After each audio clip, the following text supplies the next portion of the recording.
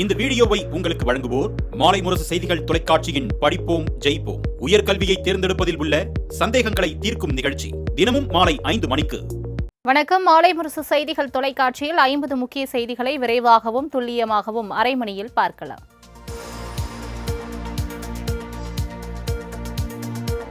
துணைவேந்தர்களை முதலமைச்சர் மு.க.ஸ்டாலின் மிரட்டுவது அவசர நிலையை காட்டுவதாக ஆளுநர் ஆர்.என். ரவி விமர்சித்துள்ளார். இதுகுறித்து அவர் வெளியிட்டுள்ள எக்ஸ் தள பதிவில் முதலமைச்சர் ஸ்டாலின் காவல்துறையை பயன்படுத்தி மாநாட்டில் அரசு பல்கலைக்கழகங்களின் துணைவேந்தர்களை பங்கேற்க விடாமல் தடுத்த விதம் அவசரகால நாட்களை நினைவூட்டுவதாக பதிவிட்டுள்ளார். மேலும் துணைவேந்தர்களிடம் மாநாட்டில் பங்கேற்க வேண்டாம் என தொலைபேசியில் மிரட்டல் விடுத்தது பலனளிக்காத நிலையில் காவல்துறையை பயன்படுத்தியுள்ளதாகவும் சாடியுள்ளார். மாநாட்டில் பங்கேற்கக்கூடாது என துணைவேந்தர்களை தமிழக அரசு மிரட்டியுள்ளதாக ஆளுநர் ஆர்.என். ரவி குற்றம் சாட்டியுள்ளார். உதகையில் பல்கலைக்கழக துணைவேந்தர்கள் மாநாட்டை குடியரசு துணைத் தலைவர் ஜெகதீப் தன்கர் தொடங்கி வைத்தார். இதில் 9 துணைவேந்தர்கள் பங்கேற்ற நிலையில் பல பல்கலைக்கழகங்களின் துணைவேந்தர்கள் பங்கேற்காமல் புறக்கணித்தனர். இந்நிலையில் மாநாட்டில் உரையாற்றிய ஆளுநர் ரவி, தமிழகத்தில் கல்வியின் தரம் மோசமாக உள்ளதால் அதன் வளர்ச்சிக்காக நடத்தப்படும் இந்த மாநாட்டில் துணைவேந்தர்களை பங்கேற்க விடாமல் தமிழக அரசு மிரட்டியுள்ளதாக குற்றம் சாட்டினார்.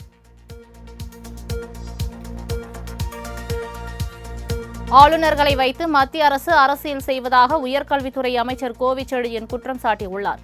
இதுகுறித்து அவர் வெளியிட்டுள்ள அறிக்கையில், உச்சநீதிமன்றத்தின் தீர்ப்பை அறிந்து துணைவேந்தர்கள் மாநாட்டை புறக்கணித்து இருப்பதாகவும் இதற்கு எப்படி மாநில அரசு பொறுப்பாகும் என்றும் கேள்வி எழுப்பியுள்ளார். மேலும் அரசியல்வாதிகளை ஆளுநராக நியமிக்கக்கூடாது என கூறிய பிரதமர் மோடி, அரசுதான் ஆளுநர்களை வைத்து அரசியல் செய்வதாக சாடிய அவர், மிரட்டல் அரசியல் எல்லாம் உங்கள் டிஎன்ஏ கூட்டணியில் தான் உள்ளது என்றும், மாநில உரிமைகளை மீட்டெடுப்பது எங்களின் டிஎன்ஏவில் உள்ளது என்றும் தெரிவித்துள்ளார்.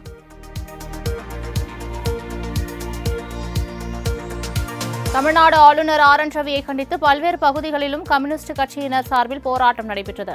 சென்னை சைதாப்பேட்டையில் இந்திய கம்யூனிஸ்ட் கட்சியின் போராட்டத்தில் ஈடுபட்டனர். அப்போது ஆளுநர் போன்று முகமுடியை அணிந்து போராட்டத்தில் ஈடுபட்டவர்கள் உச்சநீதிமன்ற உத்தரவை மீறி துணைவேந்தர்கள் மாநாடு நடத்தும் ஆளுநரை கண்டித்து முழக்கங்கள் எழுப்பப்பட்டது. இதேபோல் சென்னை நுங்கம்பாக்கத்தில் சாஸ்திரி பவனை முற்றுகையிட்ட மார்க்சிஸ்ட் கம்யூனிஸ்ட் கட்சியினர் போராட்டத்தில் ஈடுபட்டனர். உதகையில் காபி ஹவுஸ் சதுக்கத்தில் கருப்பு சட்டை அணிந்து போராட்டத்தில் ஈடுபட முயன்ற ஆதித்தமிழர் பேரவையினர் கைது செய்யப்பட்டனர். ஜூன் மாதம் நடைபெறும் மக்களுடன் முதல்வர் திட்ட முகாமில் விடுபட்ட மகளிர் முறையாக விண்ணப்பித்தால் உரிமைத் தொகை வழங்கப்படும் என முதலமைச்சர் மு.க.ஸ்டாலின் உறுதி அளித்துள்ளார். சட்டப்பேரவையில் கொங்கு ஈஸ்வரன் எழுப்பிய கேள்விக்கு பதில் அளித்த முதலமைச்சர், அடுத்த ஜூன் மாதம் 4ஆம் கட்டமாக மக்களுடன் முதல்வர் திட்டத்தின் அடுத்த கட்ட பணிகள் தொடங்கப்பட உள்ளதாக கூறினார். அப்போது 9000 இடங்களில் கோரிக்கை முகாம்கள் நடைபெற உள்ளதாகவும், அந்த முகாமில் விடுபட்ட மகளிர் முறையாக விண்ணப்பித்தால் தொகை விரைவில் வழங்கப்படும் என்றும் தெரிவித்தார். மேட்டூர் அணை நீர்பிடிப்பு பகுதிகளில் தூர்வாரும் பணிகள் முடிக்கப்பட்டு ஜூன் 12ஆம் தேதி தண்ணீர் திறக்கப்படும் என நீர்வளத்துறை அமைச்சர் துரைமுருகன் தெரிவித்துள்ளார். மேட்டூர் அணையை பாசனத்திற்கு திறப்பதற்கு முன் சிறப்பு தூர்வாரும் பணிகளை முடிக்க வேண்டியது குறித்து அதிமுக சட்டமன்ற உறுப்பினர் காமராஜ் சட்டப்பேரவையில் கவன ஈர்ப்பு தீர்மானம் கொண்டு வந்தார். இந்நிலையில் நீர்பிடிப்பு பகுதிகளில் மழையின் காரணமாக ஏற்பட்ட மண் திட்டுகளை அகற்றி திருச்சி, தஞ்சாவூர் உள்ளிட்ட 12 மாவட்டங்களில் தூர்வார முடிவு செய்யப்பட்டுள்ளது என்று அமைச்சர் துரைமுருகன் பதில் அளித்தார். மேலும் சிறப்பு தூர்வாரும் திட்டத்தின் கீழ் 98 கோடி ரூபாய் ஒதுக்கப்பட்டுள்ள நிலையில் ஜூன் 12ஆம் தேதி மேட்டூர் அணையிலிருந்து தண்ணீர் திறக்கப்படும் என்றும் தெரிவித்தார். கடந்த 4 ஆண்டுகளில் 895 முதலீட்டாளர்களுடன் புரிந்துணர்வு ஒப்பந்தம் போடப்பட்டுள்ளதாக தமிழக தொழில்துறை தெரிவித்துள்ளது. இது தொடர்பான கொள்கை விளக்க குறிப்பில் மே 2021 மார்ச் மாதம் முதல் 2025 வரை 10,14,000 கோடி முதலீட்டுக்கு முன்னணி நிறுவனங்களுடன் புரிந்துணர்வு ஒப்பந்தங்கள் போடப்பட்டுள்ளதாக தெரிவிக்கப்பட்டுள்ளது. மேலும் 2024 உலக முதலீட்டாளர்கள் மாநாட்டின் போது 26.91 லட்சம் அளவுக்கு வேலை வாய்ப்புகளை உருவாக்கும் வகையில் 631 புரிந்துணர்வு ஒப்பந்தங்கள் கையெழுத்தாகியுள்ளதாகவும் குறிப்பிடப்பட்டுள்ளது. ஸ்ரீபெரும்புத்தூரில் வானூர்தி மையத்தின் கட்டுமான பணிகள் முடிவடையும் தருவாயில் உள்ளதாக தொழில்துறை தெரிவித்துள்ளது. இது தொடர்பான கொள்கை விளக்க குறிப்பில் வான்வெளி மற்றும் பாதுகாப்பு தொழில்களில் ஒரு புதிய தொடக்கத்தையும் புதுமைகளை உருவாக்குவதற்கு தேவையான பொது வசதிகளை வழங்கும் வகையில் டிட்கோ நிறுவனம் சென்னை ஏரோஸ்பேஸ் பார்க் லிமிடெட் என்ற அமைப்பு வானூர்தி மையத்தை அமைத்து வருகிறது. ஸ்ரீபெரும்புத்தூரில் 230 கோடி ரூபாய் மதிப்பீட்டில் 10.73 ஏக்கர் பரப்பில் அமைக்கும் பணி நடைபெற்று வருவதாகவும் தெரிவிக்கப்பட்டுள்ளது.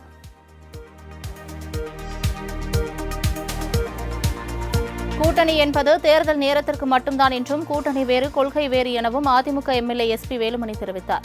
கொள்கையில் சமரசம் செய்துதான் பாஜகவுடன் அதிமுக கூட்டணி வைத்ததா என்றும் பாஜகவுடன் கூட்டணியில் இருக்கும் அதிமுகவின் தற்போதைய நிலைப்பாடு என்ன என்றும் அமைச்சர் தங்கம் தென்னரசு சட்டப்பேரவையில் கேள்வி எழுப்பினார். இதற்கு பதிலளித்த அதிமுக கொறடா எஸ்பி வேலுமணி கூட்டணி வேறு கொள்கை வேறு என்றும் கூட்டணி என்பது தேர்தல் நேரத்திற்கு மட்டும்தான் எனவும் தெரிவித்தார். ஒரு மதத்தை சார்ந்தவன் தீவிரவாதியாக செயல்படுகிறான் என்றால் அதை அந்த மதத்துடன் ஒப்பிட்டு பார்க்கக்கூடாது என தமிழக காங்கிரஸ் கட்சித் தலைவர் செல்வ பெருந்தகை தெரிவித்துள்ளார். இதுகுறித்து சட்டப்பேரவையில் பேசிய அவர், நாட்டில் போர் பதற்ற சூழல் இருப்பதால் அனைவரும் ஒன்றிணைந்து ராணுவத்தை பலப்படுத்த வேண்டும் என்றார். மேலும் இந்த விவகாரத்தில் காங்கிரஸ் கட்சி எந்த குறையும் கூற விரும்பவில்லை எனவும் தீவிரவாதம் எப்போதும் மதவாதத்தை சார்ந்திருக்கக்கூடாது என்றும் தெரிவித்தார். சென்னை ராயப்பேட்டை அதிமுக தலைமை அலுவலகத்தில் பொதுச் செயலாளர் எடப்பாடி பழனிசாமியுடன் முன்னாள் அமைச்சர் செங்கோட்டையன் சந்தித்தார். அதிமுக தலைமை அலுவலகத்தில் மாவட்ட செயலாளர்கள் கூட்டம் நடைபெற்றது.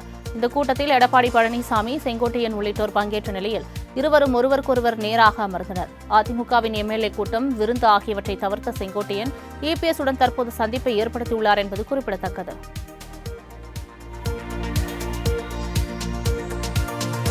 தேர்தல் நடத்தைகளை மீறியதாக அமமுக நிறுவனர் டிடிவி தினகரன், திமுக எம்பி தங்க தமிழ்ச்செல்வன் உள்ளிட்டோர் மீது தொடரப்பட்ட வழக்கை ரத்து செய்து சென்னை உயர்நீதிமன்றம் உத்தரவிட்டுள்ளது. கடந்த மக்களவைத் தேர்தலின் போது பட்டாசு வெடித்தது, ஊர்வலமாக சென்றது உள்ளிட்ட விதிமுறை மீறல் செயல்களில் ஈடுபட்டதாக டிடிவி தினகரன், தங்க தமிழ்ச்செல்வன், உதயகுமார் ஆகியோர் மீது வழக்கு தொடரப்பட்டது.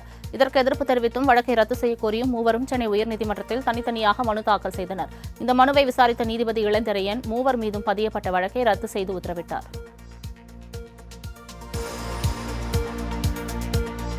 சொத்து குவிப்பு வழக்கிலிருந்து அமைச்சர் எம்.ஆர்.கே. பன்னீர்செல்வம் மற்றும் அவரது குடும்பத்தினரை விடுவித்து கடலூர் நீதிமன்றம் பிறப்பித்த உத்தரவை ரத்து செய்து சென்னை உயர்நீதிமன்றம் உத்தரவிட்டுள்ளது. சொத்து குவிப்பு வழக்கை ரத்து செய்து கடலூர் நீதிமன்றம் பிறப்பித்த உத்தரவை எதிர்த்து லஞ்ச ஒழிப்புத்துறையினர் சென்னை உயர்நீதிமன்றத்தில் மனு தாக்கல் செய்தனர்.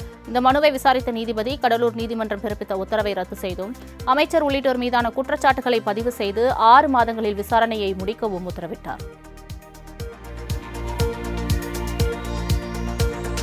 அவதூறு கருத்து பரப்பியதாக அதிமுக பொதுச் செயலாளர் எடப்பாடி பழனிசாமி மீது தொடரப்பட்ட வழக்கை ரத்து செய்து சென்னை உயர்நீதிமன்றம் உத்தரவிட்டுள்ளது. கடந்த மக்களவைத் தேர்தல் பிரச்சாரத்தின் போது தொகுதி நிதியை தயாநிதி மாறன் முறையாக செலவிடவில்லை என எடப்பாடி பழனிசாமி குற்றம் சாட்டினார். இதற்கு எதிர்ப்பு தெரிவித்து தயாநிதி மாறன் வழக்கு தாக்கல் செய்தார். இதற்கு எதிராக எடப்பாடி பழனிசாமி சென்னை உயர்நீதிமன்றத்தில் வழக்கு தொடர்ந்தார். வழக்கு விசாரணையில் பிரச்சாரத்தின் போது பேசுவதெல்லாம் அவதூறு கருத்தாகாது என்பதால் வழக்கை ரத்து செய்ய எடப்பாடி தரப்பில் தெரிவிக்கப்பட்டது. தமிழக அமைச்சரவையில் மாற்றம் குறித்தான அதிகாரப்பூர்வ அறிவிப்பு விரைவில் வெளியாகும் என எதிர்பார்க்கப்படுகிறது. தமிழக சட்டப்பேரவைத் தேர்தலுக்கு இன்னும் 10 மாதங்கள் உள்ள நிலையில் திமுக உள்ளிட்ட ஒவ்வொரு அரசியல் கட்சிகளும் தேர்தலுக்கு தயாராகி வருகிறது. இந்நிலையில் சட்டவிரோத பணப்பரிமாற்ற வழக்கில் அமைச்சர் செந்தில் பாலாஜிக்கு உச்சநீதிமன்றம் விதித்த கெடுவால் அவரது பதவிக்கு ஆபத்து ஏற்பட்டுள்ளது. அதேபோல் சொத்து குவிப்பு வழக்கிலிருந்து அமைச்சர் துரைமுருகன் விடுவிக்கப்பட்டது ரத்து செய்யப்பட்டுள்ளது. பெண்கள் குறித்த ஆபாச பேச்சு விவகாரத்தில் நீதிமன்ற உத்தரவால் பொன்முடிக்கு சிக்கல் ஏற்பட்டுள்ளது. இதனால் அமைச்சரவையை விரைவில் மாற்றி அமைக்க முதலமைச்சர் முடிவு செய்துள்ளதாக தகவல் வெளியாகியுள்ளது. அல்வாவுக்கு புகழ்பெற்ற நெல்லை இருட்டுக்கடை தனக்குதான் என கவிதாவை தொடர்ந்து நயன்சிங் என்பவர் உரிமை கொண்டாடியுள்ளார். திருநெல்வேலி இருட்டுக்கடை அல்வாவை கிருஷ்ணசிங் பல ஆண்டுகளுக்கு முன்பு தொடங்கினார். பின்னர் அவரது மகன் பிஜிலி சிங்கை தொடர்ந்து ஹரி என்பவர் நடத்தி வந்தார். ஆனால் ஹரி மறைவுக்கு பிறகு கவிதா என்பவர்தான் தற்போது கடையை நடத்தி வருகிறார். இந்நிலையில் பிஜிலி சிங்கின் உறவினர் மகன் நயன் சிங் என்பவர் இருட்டுக்கடை தனக்குதான் சொந்தம் என தெரிவித்துள்ளதால் பரபரப்பு ஏற்பட்டுள்ளது. துணைவேந்தர்கள் அரசு சொல்கிறபடிதான் நடந்து கொள்ள வேண்டும் என்றால் பல்கலைக்கழகங்களை திமுகவின் கிளை கழகங்களாக மாற்ற முயற்சிக்கிறார்களா என தமிழிசை சவுந்தரராஜன் கேள்வி எழுப்பியுள்ளார். சென்னை விமான நிலையத்தில் செய்தியாளர்களை சந்தித்து பேசிய அவர், வேந்தர் என்ற முறையில் துணைவேந்தர்களை வைத்து ஆளுநர் கூட்டம் நடத்தியதாகவும், ஆனால் கூட்டத்துக்கு துணைவேந்தர்களை செல்லவிடாமல் தமிழக அரசு தடுத்ததாக குற்றம் சாட்டினார். மேலும் அரசியல் சார்பு இல்லாமல் எப்படி பல்கலைக்கழகங்களை நடத்தப் போகிறது என்பதை தமிழக அரசு தெளிவுபடுத்த வேண்டும் என்றார். ஊட்டி, கொடைக்கானலில் அனுமதியின்றி செயல்படும் தங்கும் விடுதிகளை மூட சென்னை உயர்நீதிமன்றம் உத்தரவிட்டுள்ளது. வன பாதுகாப்பு தொடர்பான வழக்குகளை விசாரிக்கும் நீதிபதிகள் சதீஷ்குமார், பரத சக்கரவர்த்தி அடங்கிய சிறப்பு அமர்வில் ஊட்டியில் தங்கும் விடுதிகள் சட்டவிரோதமாக செயல்பட்டு வருவதாக தெரிவிக்கப்பட்டது. தொடர்ந்து ஊட்டி, கொடைக்கானலில் செயல்படும் அனைத்து தங்கும் விடுதிகளை ஆய்வு செய்ய மாவட்ட வருவாய் அதிகாரி, நகராட்சி ஆணையர் உள்ளிட்ட 3 பேர் அடங்கிய குழுவை நியமித்து உத்தரவிட்டார். மேலும் அதிக கட்டண வசூல் போன்ற புகார்களை தெரிவிக்க தொலைபேசி மற்றும் இணையதளத்தை உருவாக்க தமிழக அரசுக்கு உத்தரவிட்டனர்.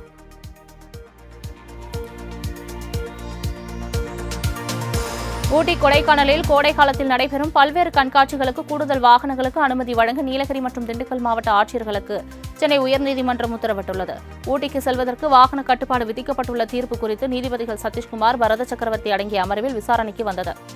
அப்போது ஊட்டிக்கு வார இறுதி நாட்களில் 9,000 வாகனங்கள் வரும் நிலையில் கோடை காலத்தில் மலர் கண்காட்சி நடத்தப்பட உள்ளதால் கூடுதல் அனுமதி வழங்க அம்மாவட்ட ஆட்சியர் கேட்டுக் கொண்டார். இதனையடுத்து தேவை ஏற்பட்டால் கூடுதலாக 500 வாகனங்கள் செல்ல அனுமதி வழங்கி நீதிபதி உத்தரவிட்டார்.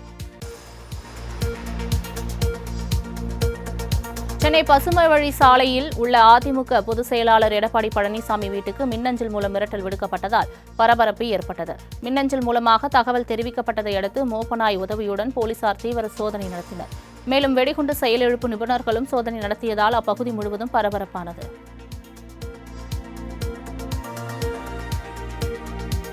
அமைச்சர் செந்தில் பாலாஜிக்கு எதிரான சட்டவிரோத பணப்பரிமாற்ற தடை சட்ட வழக்கில் ஜாமீன் உத்தரவாதம் தாக்கல் செய்யாத இருவரை நீதிமன்ற காவலில் வைக்க சென்னை முதன்மை அமர்வு நீதிமன்றம் உத்தரவிட்டுள்ளது. அமைச்சர் செந்தில் பாலாஜி, அவரது சகோதரர் அசோக்குமார் உள்ளிட்ட குற்றம் சாட்டப்பட்ட 13 பேரும் நீதிமன்றத்தில் ஆஜராகினர். அப்போது குற்றப்பத்திரிகையின் நகலை அவர்களுக்கு வழங்க நீதிபதி உத்தரவிட்டார். இதனையடுத்து குற்றம் சாட்டப்பட்ட ஜெயராஜ்குமார் மற்றும் பழனி ஆகியோர் 2 லட்சம் ரூபாய்க்கான ஜாமீன் உத்தரவாதத்தை தாக்கல் செய்யாததால் இருவரையும் நீதிமன்ற காவலில் வைக்க காவல்துறைக்கு நீதிபதி உத்தரவிட்டார். புதுச்சேரி ஜிப்மர் மருத்துவமனைக்கு இமெயில் மூலம் 2வது முறையாக வெடிகுண்டு மிரட்டல் விடுக்கப்பட்டுள்ள சம்பவம் பரபரப்பை ஏற்படுத்தியது. புதுவை கோரிமேட்டில் அமைந்துள்ள மத்திய அரசின் ஜிப்மர் மருத்துவமனையில் சக்தி வாய்ந்த வெடிகுண்டு வைக்கப்பட்டிருப்பதாக இமெயில் மூலம் மிரட்டல் விடுக்கப்பட்ட நிலையில் விரைந்து சென்ற காவல்துறையினர் அங்கிருந்த மருத்துவர்கள் நோயாளிகளை வெளியேற்றிவிட்டு வெடிகுண்டு நிபுணர்கள் மோப்பநாய் உதவியுடன் தீவிர சோதனை நடத்தினர். அதில் வெடிகுண்டு மிரட்டல் புரளி என்பது தெரியவந்ததை அடுத்து மிரட்டல் விடுத்த நபர் குறித்து போலீசார் விசாரணை மேற்கொண்டு வருகின்றனர். சென்னை ராஜீவ்காந்தி அரசு மருத்துவமனை முதல்வர் தேரணிராஜன் பணியிட மாற்றம் செய்யப்பட்டுள்ளார். மருத்துவக் கல்வி மற்றும் ஆராய்ச்சி இயக்குநரகத்தின் கூடுதல் இயக்குநராக தேரணிராஜன் நியமனம் செய்யப்பட்டுள்ளார். இந்நிலையில் மருத்துவக் கல்வி மற்றும் ஆராய்ச்சி இயக்குநரகத்தின் கூடுதல் இயக்குநராக இருந்த சாந்தாராம் சென்னை ராஜீவ்காந்தி அரசு மருத்துவமனைக்கு முதல்வராக நியமிக்கப்பட்டுள்ளார்.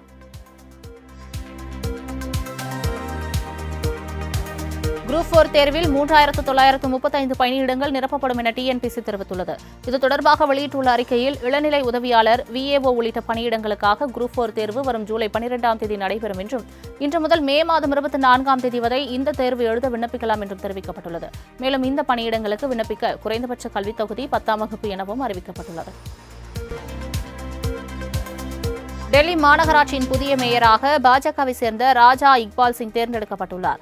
மேயர் தேர்தலில் பாஜகவின் சர்தார் ராஜா இக்பால் சிங் 133 வாக்குகளும், காங்கிரஸ் வேட்பாளர் 8 வாக்குகளும் பெற்ற நிலையில் மேயராக ராஜா இக்பால் சிங் தேர்ந்தெடுக்கப்பட்டுள்ளார். ஆம் ஆத்மி கட்சி மேயர் தேர்தலை புறக்கணித்துவிட்டது. இதனையடுத்து செய்தியாளர்களிடம் பேசிய புதிய மேயர், டெல்லியின் சுகாதார அமைப்பை மேம்படுத்தவும் மற்றும் மக்களுக்கான அடிப்படை தேவைகளை நிறைவு செய்வதே தனது நோக்கம் என்றும் கூறினார். கனமழை காரணமாக மூணாறு அருகே உள்ள காந்தலூரில் காட்டாற்று வெள்ளம் கரை புரண்டோடும் வீடியோ காட்சிகள் இணையத்தில் வைரலாகி வருகிறது. கேரள மாநிலத்தில் மூணாறு அருகே உள்ளது காந்தலூர். மினி காஷ்மீர் என அழைக்கப்படும் அழகிய மலை கிராமமான காந்தலூர் ஒரு சிறந்த சுற்றுலா தலமாகவும் கடந்த 2 நாட்களாக பெய்து வரும் கனமழையால் காந்தலூர் மற்றும் கீழாந்தூர் பகுதிகளில் வெள்ளப்பெருக்கு ஏற்பட்டு திடீர் காட்டாற்று வெள்ளம் கரை புரண்டு ஓடுகிறது. வெள்ளத்தை பார்த்த பொதுமக்கள் உடனடியாக அங்கிருந்து வெளியேறியதால் உயிர் சேதம் தவிர்க்கப்பட்டது. போலீசாரை லஞ்சம் வாங்க கூறிய உளுந்தூர்பேட்டை டிஎஸ்பி பிரதீப் காத்திருப்போர் பட்டியலுக்கு மாற்றப்பட்டுள்ளார். மணல் லாரி ஒன்றுக்கு ஒரு நாளைக்கு 5,000 ரூபாய் வாங்க வேண்டும் என்றும் போலீசாருக்கும் 1,000 ரூபாய் வாங்க வேண்டும் என்றும் உளுந்தூர்பேட்டை டிஎஸ்பி பிரதீப் பேசிய ஆடியோ வெளியாகி அதிர்ச்சியை ஏற்படுத்தியது. இந்த ஆடியோ வைரலாக பரவிய நிலையில் அவரை காத்திருப்போர் பட்டியலுக்கு மாற்றி வடக்கு மண்டல ஐஜி உத்தரவிட்டுள்ளார்.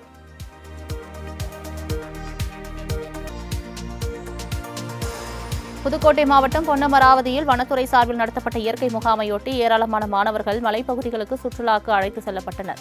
அரசு பள்ளி மாணவ மாணவிகளுக்கு காலநிலை மாற்றத்திற்கான விழிப்புணர்வை ஏற்படுத்துவதற்காக நடத்தப்பட்ட கோடைகால இயற்கை முகாமில் குப்பனாப்பட்டி, சடையம்பட்டி, காரையூர், திருகளம்பூர், கருப்புக்குடிப்பட்டி, வார்பட்டு, மேலச்சிவபுரி உள்ளிட்ட ஊர்களில் உள்ள அரசு பள்ளிகளைச் சேர்ந்த அரசு பள்ளி மாணவ மாணவிகள் இந்த முகாமில் கலந்து கொண்டனர்.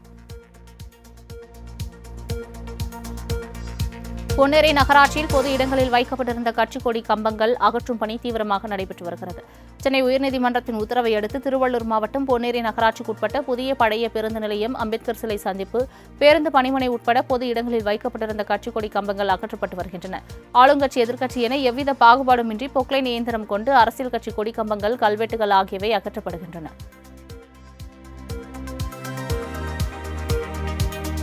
வேலூர் மாவட்டத்தில் ஆறுகள் மற்றும் ஏரிகளில் மணல் கொள்ளை தொடர்ந்து நடைபெற்று வருவதாக ஆட்சியரிடம் விவசாயிகள் குற்றம் சாட்டியுள்ளனர். ஆட்சியர் சுபலட்சுமி தலைமையில் நடைபெற்ற விவசாயிகள் குறைதீர்வு கூட்டத்தின் போது நடமாடும் மண் பரிசோதனை நிலையம் கொடியசைத்து தொடங்கி வைக்கப்பட்டது. அப்போது ஆறுகள் மற்றும் ஏரிகளில் சட்டவிரோதமாக மணல் அள்ளப்படுவதாகவும் அதற்கு வருவாய்த்துறை உள்ளிட்ட அரசு அதிகாரிகள் உடந்தையாக இருப்பதாக விவசாயிகள் குற்றம் சாட்டினர். மேலும் பாலாற்றில் கழிவுநீர் கலப்பதை தடுத்து நிறுத்த வேண்டும் என்றும் கோரிக்கை விடுத்தனர். திருவள்ளூர் மாவட்டம் திருத்தணி அருகே தண்டவாளம் ஆற்றும் இணைப்பு பகுதியில் இரும்பு போல்டுகளை கழற்றிய மர்ம நபர்கள் குறித்து போலீசார் விசாரணை மேற்கொண்டு வருகின்றனர். திருவாலங்காடு ரயில் நிலையம் அருகே அரக்கோணம் செல்லக்கூடிய அதிவிரைவு ரயில் தண்டவாளத்திலிருந்து 2 இரும்பு போல்டு நட்டுகளை மர்ம நபர்கள் கழற்றி சென்றுள்ளனர். இதுகுறித்து ரயில்வே ஊழியர்கள் அளித்த தகவலின் பெயர்களில் விரைந்து வந்த அரக்கோணம் ரயில்வே போலீசார் ரயிலை கவிழ்க்க நடந்த சதியா என்ற கோணத்தில் விசாரணை மேற்கொண்டனர். செங்கம் எர்த் மூவர்ஸ் உரிமையாளர்கள் நல சங்கத்தினர் 3 நாள் அடையாள வேலை நிறுத்தத்தை இன்று தொடங்கியுள்ளனர். புதிய வாகனங்கள், உதிரி பாகங்கள், இன்சூரன்ஸ் மற்றும் சாலை வரி, பெட்ரோல், டீசல், ஆயில், கிரீஸ் உள்ளிட்டவைகள் தொடர்ந்து விலை உயர்ந்து வருகிறது. இதனை கண்டித்து செங்கம், திருவள்ளூர் நகர் இரட்டையபாலம் அருகே 100க்கும் மேற்பட்ட ஜேசிபி எர்த் மூவர்ஸ் உரிமையாளர்கள் தங்கள் வாகனங்களுடன் அடையாள வேலை நிறுத்தம் செய்து வருகின்றனர். விலைவாசியை கருத்தில் கொண்டு ஜேசிபிக்கு 1 மணி நேரத்திற்கு 1500 ரூபாய் வாடகை வழங்க வேண்டும் என அவர்கள் வலியுறுத்தியுள்ளனர்.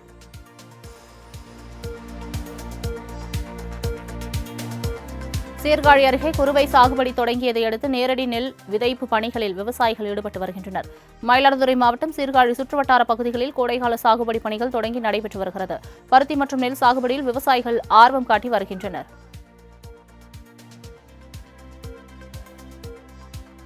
ராணிப்பேட்டை மாவட்டம் சோளிங்கரில் உள்ள சுடுகாட்டு மலையில் பரந்தாகா சோழர் காலத்தில் பொறிக்கப்பட்ட கல்வெட்டு குகையை ஆட்சியர் ஆய்வு மேற்கொண்டார். அப்போது இந்த கல்வெட்டு குகையினை நகராட்சி நிர்வாகமும் வருவாய்த்துறையும் இணைந்து பாதுகாக்க வேண்டும் என உத்தரவிட்டார். நாமக்கல் மாவட்டம் சேந்தமங்கலம் அருகே பச்சுடையாம்பட்டியில் நடைபெற்ற ஜல்லிக்கட்டு போட்டியில் 600 காளைகள் பங்கேற்று சீறி பாய்ந்து ஓடின. இந்த போட்டியில் நாமக்கல், மதுரை, அரியலூர், கள்ளக்குறிச்சி, திருச்சி, சேலம், புதுக்கோட்டை, தஞ்சாவூர், பெரம்பலூர், தேனி உள்ளிட்ட பல்வேறு மாவட்டங்களில் இருந்து பங்கேற்ற மாடுகள் வாடிவாசல் வழியாக ஒவ்வொன்றாக அவிழ்த்து விடப்பட்டன. வீரர்கள் அவற்றை அடக்கினர்.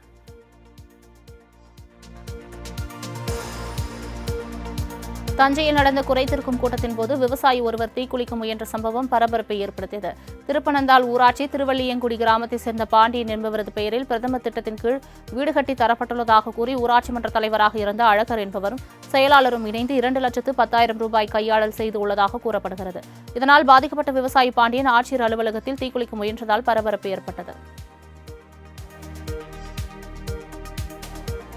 சென்னை திருவொற்றியூரில் நூதன முறையில் செல்போனை திருடி செல்லும் சிசிடிவி காட்சிகள் வெளியாகியுள்ளன. சென்னை திருவொற்றியூர் பகுதியைச் சேர்ந்த பாலமுருகன் அங்குள்ள சுங்கச்சாவடி பேருந்து நிலையம் அருகே செல்போன் கடை நடத்தி வருகிறார். இவரது கடைக்கு வந்த ஒருவர் அங்கு வேலை செய்யும் பெண்களிடம் புதிய மாடல் செல்போன் ஒன்று கேட்டுள்ளார். 15,500 ரூபாய் பேரம் பேசி செல்போனை வாங்கிய அவர் ஸ்கேன் செய்து பணம் அனுப்பியதாக கூறிவிட்டு செல்போனை எடுத்துக்கொண்டு தப்பியுள்ளார். பருத்தி மற்றும் மிளகாய் கொள்முதலில் பரமக்குடி வியாபாரிகள் முறைகேடு செய்வதாக விவசாயிகள் குற்றம் சாட்டியுள்ளனர். ராமநாதபுரம் மாவட்டம் விவசாயிகள் குறைதீர்க்கும் நாள் கூட்டம் மாவட்ட ஆட்சியர் சிம்ரன்ஜித் சிங் காலோன் தலைமையில் நடைபெற்றது. அப்போது பருத்தி, மிளகாய்களை கடைகளில் விற்பனைக்கு கொண்டு சென்றால் கொள்முதல் செய்யும் வியாபாரிகள் இடையில் மோசடி செய்வதாக விவசாயிகள் குற்றம் சாட்டினர்.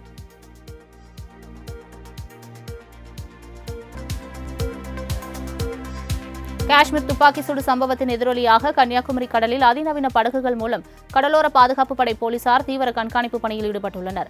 காஷ்மீரில் தீவிரவாதிகள் தாக்குதல் சம்பவத்தை தொடர்ந்து தமிழ்நாடு முழுவதும் பாதுகாப்பு அதிகரிக்கப்பட்டுள்ளது. அதில் ஒரு பகுதியாக கன்னியாகுமரியில் சுற்றுலா பயணிகள் பாதுகாப்புக்காக போலீசார் இருசக்கர வாகன ரோந்து பணியினை தீவிரப்படுத்தியுள்ளனர். கத்தோலிக்க திருச்சபையின் தலைவர் போப் பிரான்சிஸின் இறுதி அஞ்சலி நிகழ்ச்சியில் தமிழக அரசு சார்பில் மரியாதை செலுத்தப்பட்டது.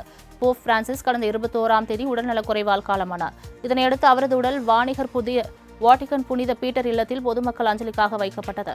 தொடர்ந்து உலகம் முழுவதிலும் இருந்து அவரது உடலுக்கு அஞ்சலி செலுத்தப்பட்டு வருகிறது.